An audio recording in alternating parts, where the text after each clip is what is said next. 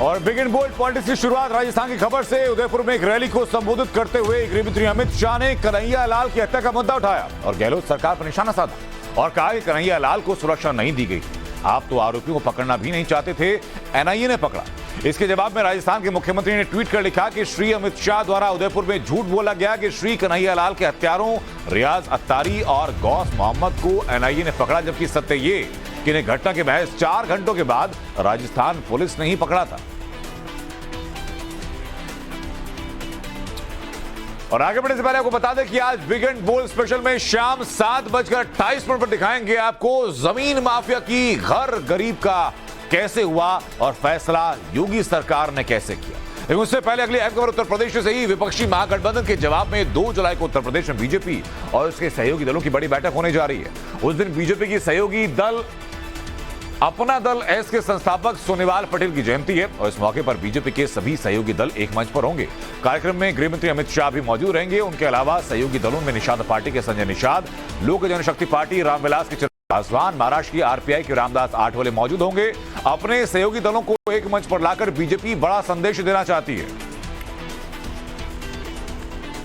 और अगली अहम खबर मणिपुर से। इंफाल में सीएम बीरेन सिंह ने राज्यपाल से मुलाकात की। ट्वीट कर लिखा कि ऐसे हालात में मैं सीएम पद से इस्तीफा नहीं दूंगा। राजभवन के बाहर समर्थकों ने नारेबाजी भी की।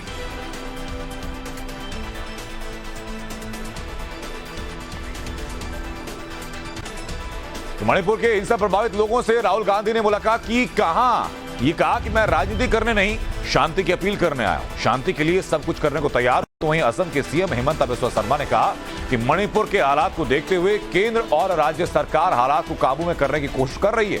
उन्होंने कहा कि वहां किसी सियासी नेता के जाने की जरूरत नहीं, वो इस मामले का कोई हल नहीं निकालेंगे।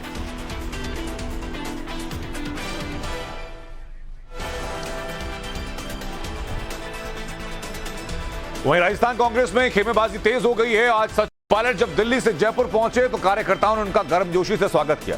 सचिन पायलट ने अपने खेमे के कई विधायकों से अकेले मुलाकात की। राजस्थान विधानसभा चुनाव से पहले सचिन पायलट की भूमिका तय होनी है। ऐसे में पायलट ने कार्यकर्ताओं को सक्रिय होने के संकेत दे दिए।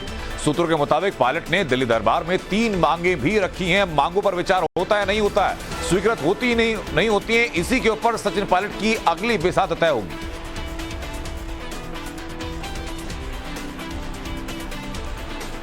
वहीं गृह मंत्री अमित शाह के साथ देवेंद्र फडणवीस और एकनाथ शिंदे ने मुलाकात की, जिसके बाद केंद्र में शिंदे शिवसेना को मंत्री पद मिलने की संभावना जताई जा रही है। तो वहीं महाराष्ट्र में 2019 के राजनीतिक संकट का जिन्न 4 साल बाद फिर निकल के बाहर आया। महाराष्ट्र में शिंदे फडणवीस सरकार का 1 साल पूरा हुआ, लेकिन डिप्टी सीएम देवेंद्र फडणवीस के हालिया बयान के बाद 2019 के राजनीतिक संकट का मामला फिर से सुर्खियों में है, जिसके बाद महाराष्ट्र की सियासत तेज हो गई। शरद पवार ने डबल गेम खेलने के आरोपों का जवाब देते हुए कहा कि 2019 में सत्ता संघर्ष के दौरान उनकी ओर से फेंकी हुई गुगली पर देवेंद्र फडणवीस का विकेट गया था। एनसीपी सुप्रीमो के इस बयान पर देवेंद्र फडणवीस ने कहा, मुझे खुशी है, कम से कम मैं शरद पवार से सच तो सामने ला सका।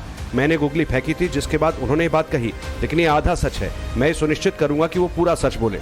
पूरे मामले में उद्धव गुट का बयान भी सामने आया। उद्धव के करीबी संजय राउत ने 2019 के सियासी संकट पर खुलासा करते हुए कहा, पवार साहब ने हमको बताया था बीजेपी के लोग एनसीपी से बात कर रहे हैं, लेकिन जो बात हो रही है वो आगे नहीं जाएंगे। दरअसल कुछ दिन पहले देवेंद्र फडणवीस ने दावा किया था कि 2019 में अजीत पवार के साथ मिलकर सरकार बनाने के फैसले में शरद पवार भी शामिल थे, लेकिन सरकार बनने से 3-4 दिन पहले वो हमसे अलग हो गए। उन्होंने हमारे साथ डबल गेम खेला। तो दिल्ली में ट्रांसफर पोस्टिंग पर केंद्र के अध्यादेश को सुप्रीम कोर्ट में चुनौती दी गई। अरविंद केजरीवाल सरकार ने याचिका दायर कर कहा कि अध्यादेश असंवैधानिक है, अदालत तुरंत इस अध्यादेश पर रोक लगाए।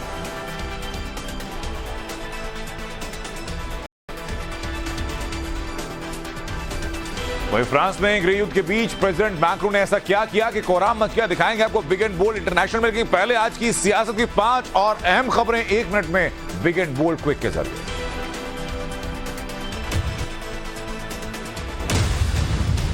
बीजेपी के राष्ट्रीय अध्यक्ष जेपी नड्डा मध्य प्रदेश के दौरे पर हैं। खरगोन में आज नड्डा ने रोड शो निकाला। रोड शो सरदार वल्लभ भाई पटेल चौराहे से होते हुए नवग्रह मैदान पहुंचा। इस मौके पर सीएम शिवराज सिंह चौहान, बीजेपी प्रदेश अध्यक्ष वीडी शर्मा भी मौजूद थे। रोड शो के बाद नवग्रह मैदान में विशाल जनसभा का आयोजन किया गया। बिहार के मुख्यमंत्री नीतीश कुमार ने आज अपने विधायकों से मुलाकात की। मुख्यमंत्री निवास एक अणे मार्ग पर विधायकों के साथ कई मुद्दों पर चर्चा हुई।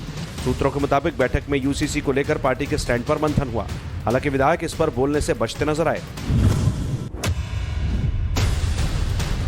दिल्ली में सर्विसेज को लेकर केंद्र से लाए गए अध्यादेश की प्रति को अरविंद केजरीवाल 3 जुलाई को लाएंगे, जबकि 5 जुलाई को दिल्ली की सभी 70 विधानसभा क्षेत्रों में प्रतियां चलाई जाएंगी।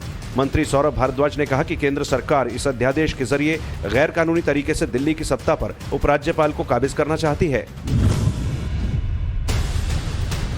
तमिलनाडु के गवर्नर RN रवि ने सेंथिल बालाजी को कैबिनेट से हटाने के फैसले को वापस ले लिया है। यानी बालाजी मंत्री पद पर बने रहेंगे। घोटाले के आरोप में गिरफ्तारी के बाद राज्यपाल ने बालाजी को मंत्री परिषद से बर्खास्त कर दिया था।